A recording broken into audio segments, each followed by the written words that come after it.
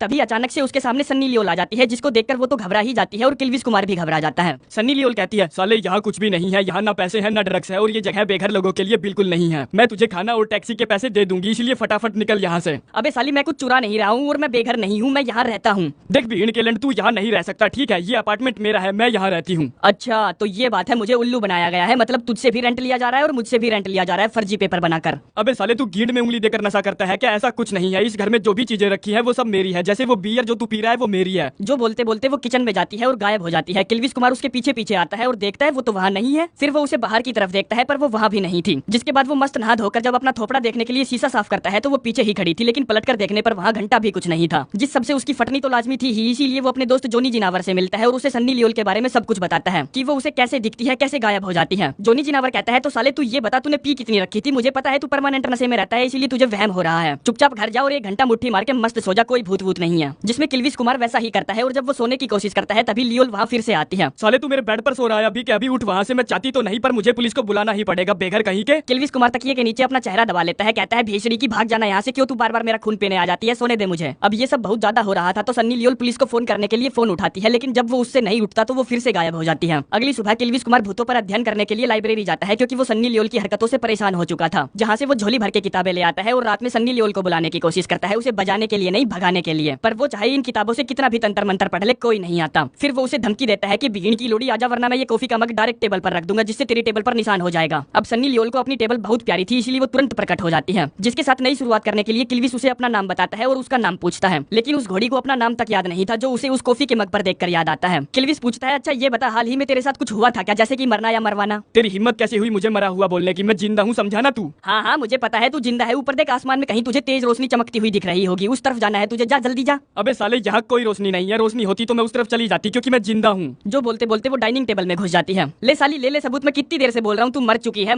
पर तू इस बात को एक्सेप्ट ही नहीं करती। जिस पर वो उसे मारने की कोशिश करती है लेकिन नहीं मार पाती। आगे वो उसे कुछ कर तो सकती नहीं थी पर उसे परेशान जरूर कर सकती थी, जिसमें वो जहाँ भी जाता वो उसे हर जगह मिलती, यहाँ तक कि कमीनी फ्रिज में भी। फिर जब किल्विस कुमार टीवी देखने बैठता है तो वो अपना अलग ही रेडियो चालू कर देती है ताकि वो उससे परेशान होकर ये अपार्टमेंट छोड़कर भाग जाए। परंतु अपना किल्विस कुमार पूरा ढीठ था जो आत्मा भगाने वाले लोगों को बुलाता है, जिस पर ये पुजारी उस पर पवित्र जल छिड़ककर उसे वहाँ से निकलने के लिए कहता है, जो वहाँ से निकल भी जाती, परंतु पुजारी का निशाना ही गलत लग रहा था। फिर किल्विस चाइनीज माल को बुलाता है जो अखबार जला जलाकर पूरे घर में फेंक रहे थे, जिससे सन्नी लियोल का तो बाल भी बाका नहीं होता पर फायर अलार्म जरूर बच जाता है। आगे वो भूत पकड़ने वालों को बुलाता है जो उसका बहुत अच्छे से काटते हैं कि अब सब ठीक हो गया है, हमने उस भूतिया को पकड़ लिया है। लेकिन वो तो पीछे ही खड़ी थी, जो देखकर किल्विस अच्छे से समझ जाता है कि इन सालों के बस की कुछ नहीं है, ये बस भोली भाली जनता का चूतिया काट सकते हैं। इसीलिए वो डिसाइड करता है कि वो खुद पता लगाएगा सन्नी लियोल कौन है, क्या करती थी, कहाँ से आई है, कौन उसका परिवार है, कैसे उसको मुक्ति मिलेगी। जिसमें एक एक करके किल्विस कुमार बिल्डिंग में रह रहे सभी लोगों से पूछताछ करनी शुरू कर देता है कि किसी ने कभी उसे देखा था कि नहीं, कोई उसे पहचानता है कि नहीं, पर उसे कोई नहीं मिलता, बस इस खूबसूरत मॉडल को छोड़कर जो उसे हल्का फुल्का जानती थी। कहती है वो गुमसुम सी रहती थी, अकेली घूमती फिरती थी और कोई उसका यार भी नहीं था। जो बोलने के बाद वो उस पर अपनी पिंकी मरवाने के लिए डोरे डालने लगती है, कहती है मेरी खिड़की थोड़ी सी अटक गई है, खोल देगा। किल्विस कुमार कहता है तुम्हें शायद पेचकस से खोलने का ट्राई करना चाहिए। वो कहती है मैंने बहुत ट्राई किया पर उसके लिए कुछ मोटा सा 5-6 इंच का सामान लगेगा जो शायद तुम्हारे पास है। अरे बाप रे, ये तो तेरे ऊपर सीधी लाइन मार रही है, लेना चाहती है भाई ये तेरा। चल तू यहाँ से, हम साला कोई और रास्ता ढूंढ लेंगे मेरा पता लगाने का। जहाँ किचन की ड्रॉर में उन्हें एक लॉन्ड्री वाले की टिकट मिलती है, जिससे वो दोनों बात करने जाते हैं। दुकानदार कहता है हाँ मुझे हल्का हल्का सा याद है, वो लड़की शांत सी थी, अकेली सी रहती थी, उसके बारे में सोचता हूँ ना तो साला मन उदास हो जाता है। अरे यार ये चूतिया दुकानदार तो मनोवैज्ञानिक निकला, इससे पूछ मेरी पैंट कहाँ है जो यहाँ धुलाई के लिए आई थी। किल्विस उससे पैंट के बारे में पूछता है तो दुकानदार कहता है मैंने वो गरीबों में बांट दी जब उन्हें कोई लेने नहीं आया। तो भेजड़ी के गू खाता है क्या तू, साले अरमानी की थी वो पैंट। आगे जब वो वापस घर की तरफ जाने लगते हैं तब रास्ते में सन्नी लियोल को एक रेस्टोरेंट दिखता है जो उसे जाना पहचाना लग रहा था, तो वो दोनों अंदर जाते हैं। अरे यही तो मेरा फेवरेट रेस्टोरेंट है पर मैं यहाँ कभी आ नहीं पाई, हमेशा सोचती थी कि यहाँ आऊंगी। साली तू भिखारी तो नहीं थी, पैसे की भी कमी नहीं थी, फिर क्यों नहीं आई तू? अरे अभी तो बोला मैं चाहती तो थी पर कभी टाइम नहीं मिला। इतने में एक आदमी वेटर से टकराकर वहीं लंबा लौट जाता है, जिसे देखकर सन्नी लियोल को लगता है कि वो जानती है कि उसे क्या करना चाहिए और किल्विस कुमार को उसकी हेल्प करने के लिए कहती है, जिसमें वो लगातार उसे गाइड कर रही थी और वो उसके कहे अनुसार काम किए जा रहा था। किल्विस कुमार पहले तो उसकी शर्ट फाड़ता है और फिर उसकी 2 पसलियों के बीच में छेद करता है, जिससे उस आदमी को सांस आने लगती है, उसकी जान बच जाती है। दरअसल हवा उस आदमी के फेफड़ों में जाने के बजाय उसकी छाती में जाकर इकट्ठी हो रही थी, जिस वजह से उसको सांस नहीं आ रही थी। तभी सन्नी लियोल को याद आता है कि भीड़ वो तो एक डॉक्टर है, जहाँ से वो सबसे नजदीकी अस्पताल में पूछताछ करने जाते हैं। जहाँ पहुँचते ही सन्नी लियोल को सब कुछ याद आने लगता है कि इस रिसेप्शनिस्ट का क्या नाम है, उस डॉक्टर का क्या नाम है, इस पेशेंट का क्या नाम है, मैं कहाँ काम करती थी, कहाँ बैठती थी। किल्विस कुमार रिसेप्शन वाली से उसके बारे में पूछता है जो उसको दूसरे फ्लोर पर भेज देती है, जहाँ उसे एक डॉक्टर मिलती है जो उससे पूछती है तू उसका क्या लगता है भाई? वो कहता है मैं उसका बॉयफ्रेंड हूँ। डॉक्टर कहती है पर उसका तो कोई बॉयफ्रेंड नहीं था, कोई उसकी गुफा का पहरेदार नहीं था। किल्विस कहता है मैं उसका पड़ोसी हूँ, अभी हाल ही में उसने मुझे अपनी गुफा का पहरेदार नियुक्त किया था और जब उसके साथ कुछ गलत हुआ था तब मैं बाहर गया हुआ था, तो क्या तू मुझे बता सकती है उसके साथ क्या हुआ था। डॉक्टर कहती है क्या तुझे कोई अंदाजा नहीं है कि उसका 3 महीने पहले एक्सीडेंट हो गया। तभी सन्नी लियोल अपने आप उस रूम की तरफ घिसटती हुई खींची चली जाती है जहाँ उसके शरीर को रखा गया था, जो कि मरी बिल्कुल भी नहीं थी, बस वो कोमा में थी। किल्विस कहता है साली तू इससे बाहर क्यों भटक रही है, जा इसके अंदर समा जा। जिस पर वो अपने शरीर में समाने की पूरी कोशिश करती है पर बात नहीं बनती। किल्विस उसके शरीर को छूता है तो सन्नी लियोल को उसका एहसास होता है कि हाँ किसी ने उसे छुआ है, जिसका मतलब ये था कि वो अभी भी अपने शरीर के साथ कनेक्टेड थी। तभी वहाँ डॉक्टर आती है और उससे कहती है मैं तुझे यहाँ इसके साथ अकेला नहीं छोड़ सकती, क्या पता तू इसके साथ क्या कर दे, इसीलिए निकल यहाँ से। किल्विस सन्नी से कहता है मुझे यहाँ से जाना पड़ेगा, अगर तू कहे तो मैं तेरा नीचे इंतजार करूँ। नहीं नहीं नहीं, तुम जाओ, मैं यहीं रुकूंगी, मैं भला अपने आप को ऐसी हालत में छोड़कर कैसे जा सकती हूँ। जिस पर किल्विस कुमार को लगता है कि अब वो कभी वापस नहीं आएगी, इसलिए वो थोड़ा सा इमोशनल हो जाता है और दुखी मन से गुड बाय बोलकर वहाँ से चला जाता है। जिसके जाते ही सन्नी लियोल हॉस्पिटल में इधर से उधर भटकने लगती है। तभी वो देखती है कि उसकी बहन और उसके बच्चे उसे देखने आए हैं, जिन्हें देखकर वो बहुत खुश थी। तभी वहाँ एक डॉक्टर आता है जो उसकी बहन से कहता है देखिए मैम 3 महीने से ऊपर गुजर चुके हैं, हमें अब आपकी बहन का लाइफ सपोर्ट हटाना होगा क्योंकि हमें उसके वापस आने के कोई आसार नजर नहीं आ रहे। हॉस्पिटल में उसकी पोजीशन को ध्यान में रखते हुए अब तक उसको लाइफ सपोर्ट पर रखा गया था, पर अब और नहीं होगा, इसीलिए ये फाइल पकड़ो और इस पर साइन करके मुझे दे देना। जो सुनकर बहन को गुस्सा भी आता है और वो दुखी भी हो जाती है। वहीं किल्विस कुमार सन्नी लियोल के जाने की वजह से अकेला फील कर रहा था, जिसमें जब वो डिनर करने ही वाला था तभी कोई उसकी घंटी बजाता है, जो कि थी वही ठरकी मॉडल जो इसके निचले वाले फ्लैट में रहती है। कहती है मेरी चाबी खो गई है तो क्या मैं तुम्हारे घर पर तब तक रुक सकती हूँ जब तक चाबी वाला ना आ जाए। पर हमें तो पता है उसे कौन सी चाबी चाहिए। जिस चाबी को लेने के लिए वो उसे बहुत इशारे देती है और जब इशारे दे देकर वो थक जाती है तो उसके बेडरूम में चली जाती है। इतने में सन्नी लियोल भी वहाँ आ जाती है, जिसे देखकर वो घबरा जाता है कि ये साली कहाँ से आ गई। कहता है यार मुझे नहीं लगा था कि तू वापस आएगी, मुझे लगा था कि तू हॉस्पिटल में अपने शरीर के साथ ही रहेगी। अरे यार क्या बताऊं, बहुत बड़ी मुसीबत आन पड़ी है। वो लोग मेरा लाइफ सपोर्ट हटाने के लिए मेरी बहन से पेपर साइन करवाने वाले हैं। तभी बेडरूम से आवाज आती है आजा मेरे चाबी वाले, तेल लगा लिया मैंने। अरे वाह, तूने तो थोड़ी सी भी देर नहीं की। नहीं यार तू गलत समझ रही है, वो खुद यहाँ आई है और मेरे चेप हो रही है। इतने में वो हरामन अपने छोटे छोटे कपड़े उतारकर बाहर फेंकने लगती है। कहती है आजा मेरे राजा बजाने बैंड बाजा। अरे किल्विस कुमार, अब तो उसने अपने कपड़े भी उतार कर फेंक दिए, जा कर ले खुदाई। पर हाँ 1 मिनट रुक, मैं देख कर बताती हूँ उसके पास सामान कैसा है। जिसमें वो दरवाजे से अंदर झांकती है। कहती है उसने अपने पिछवाड़े पर टैटू बनवा रखा है, लिखा है कुंडी मत खड़काओ राजा, सीधे अंदर आओ राजा। लगता है मेरी जान तेरी जल रही है। नहीं यार ऐसा बिल्कुल भी नहीं है, मेरा मानना है कि तुझे उसकी मारनी चाहिए। जा, मेरी फिक्र क्यों कर रहा है, मैं कुछ नहीं कहूंगी, वैसे भी मैं बीच में आ गई। जो बोलकर वो छत पर चली जाती है, जिसके पीछे पीछे कुछ देर बाद किल्विस कुमार भी वहाँ आ जाता है। बड़ी जल्दी हो गया यार, तेरा सिगड़ पतन की बीमारी है क्या तुझे? साले पहाड़ का पसीना खाया कर। अबे गेंडू हमारे बीच में कुछ भी नहीं हुआ, मैंने उसको बोला कि मैं किसी और के साथ हूँ जिसको सिर्फ मैं ही देख सकता हूँ। जो सुनकर सन्नी लियोल प्यारी सी मुस्कान पास करती है। किल्विस कहता है मुझे लगता है कि तेरी बहन को उन डॉक्यूमेंट पर साइन नहीं करना चाहिए वरना तू मेरे हाथ से चली जाएगी। पर ये कुछ पक्का तो था नहीं कि वो डॉक्यूमेंट पर साइन करेगी कि नहीं, इसीलिए वो दोनों अगली सुबह उसे डॉक्यूमेंट पर साइन करने से रोकने के लिए निकलते हैं। जिससे किल्विस कहता है तुझे अपनी बहन को और टाइम देना चाहिए, इतनी जल्दबाजी में फैसला नहीं लेना चाहिए। वो कहती है अब देर हो चुकी है, मैंने डॉक्यूमेंट पर साइन कर दिए और कल दोपहर तक वो लोग उसका लाइफ सपोर्ट हटा देंगे। किल्विस कहता है देख तुझे ये सुनकर अजीब लगेगा कि मुझे वो दिखती है, मुझसे बात कर सकती है, अभी यहीं पर खड़ी है, मुजरा कर रही है वगैरह वगैरह। जिस पर वो तुरंत ही कसाईयों वाला चाकू उठा लेती है कि साले भाग जा यहाँ से वरना तेरे फकले फकले कर दूंगी। सन्नी लियोल कहती है उसे जेजे के बारे में बता। वो कहता है मैं तेरे एक्स बॉयफ्रेंड जेजे के बारे में जानता हूँ, मैं जानता हूँ तूने अपनी शादी से 5 मिनट पहले उसे किस की थी। जो सुनकर बहन उस पर और भड़क पड़ती है कि साले ये बात तुझे कैसे पता चली, ये बात तो कोई नहीं जानता था। जहाँ से किल्विस जैसे तैसे करके अपनी जान बचाकर भागता है। अब आज की रात उन दोनों की साथ में आखिरी रात थी, जिसमें सन्नी लियोल रोए जा रही थी, पछतावा किए जा रही थी कि उसने पूरे जीवन बस काम किया, काम के अलावा उसे कुछ और नहीं दिखता था। कहती है मैं अपनी आखिरी रात ऐसे रो रो कर नहीं बिताना चाहती, मैं तुम्हारे साथ कुछ करना चाहती हूँ। जो सुनकर हमारे दिमाग की बत्ती जलती है कि कैसे करेगी ये। किल्विस जैसे ही अपना औजार अंदर डालेगा साला आर पार निकल जाएगा, पर नहीं वो लोग वैसा कुछ नहीं करते। दोनों बेड पर लेटते हैं और एक दूसरे के हाथ को छूने की कोशिश करते हैं, जो उन्हें हल्का हल्का फील भी होता है। आगे सुबह हो जाती है। किल्विस कहता है मैं तुझे बचा सकता हूँ कुतिया, क्योंकि मैं तेरे शरीर को चुराने वाला हूँ, जिस काम में वो अपने दोस्त जोनी जिनावर को शामिल करता है, जिसको उसने सबसे पहले बताया था कि उसे सन्नी लियोल दिखती है। खैर वो जैसे तैसे करके डॉक्टर का कोट वगैरह चोरी करके सन्नी लियोल के शरीर तक पहुंच जाते हैं। जगदीश जिनावर जैसे ही सन्नी लियोल को देखता है कहता है अरे बाप रे, ये तो वही लड़की है जिस लड़की से मैं तुम्हें उस रात ब्लाइंड डेट पर मिलवाना चाहता था और तू आ नहीं पाया था, और ये भी उस रात नहीं आ पाई थी क्योंकि इसका एक्सीडेंट हो गया था। जो सुनकर सन्नी और किल्विस दोनों चौंक जाते हैं। किल्विस जोनी से पूछता है तू कैसे जानता है इसे। वो कहता है मैं इसकी बहन का कई साल पहले बॉयफ्रेंड था, चौकीदार था, पहरेदार था, हकदार था, लाजवाब था। मुझे लगा ही था कि मैंने इसे कहीं तो देखा है, यही है जेजे। किल्विस पूछता है क्या तू ही जेजे है, क्या तूने ही इसकी बहन को शादी से 5 मिनट पहले किस की थी। वो पूछता है तुझे कैसे पता ये सब, कॉलेज के बाद से तो आज तक किसी ने मुझे जेजे नाम से नहीं पुकारा। किल्विस कहता है लोडू कितनी बार बताऊं मैं तुझे, मुझे सन्नी लियोल दिखती है दिखती है दिखती है, समझ में नहीं आता क्या तेरे को। वो कहता है हाँ ठीक है समझ गया, और मैं नहीं चाहता कि कोई इसकी जान ले, इसीलिए फटाफट यहाँ से निकलो। जिसको जैसे ही वो पहिए वाले स्ट्रेचर पर डालकर वहाँ से निकलते हैं, गार्ड को उन पर शक हो जाता है, इसीलिए वो सभी उसके पीछे पड़ जाते हैं। जिस भागा दौड़ी में एक सिक्योरिटी गार्ड गलती से सन्नी लियोल की सांस लेने वाली ट्यूब खींच लेता है, जिससे उसको सांस नहीं आता तो वो मरने लगती है, गायब होने लगती है। लेकिन किल्विस उसे ऐसे नहीं जाने देना चाहता था, जिसमें वो अपने मुंह से उसे सांस देने की कोशिश करता है पर बात नहीं बनती। इतने में ही बिप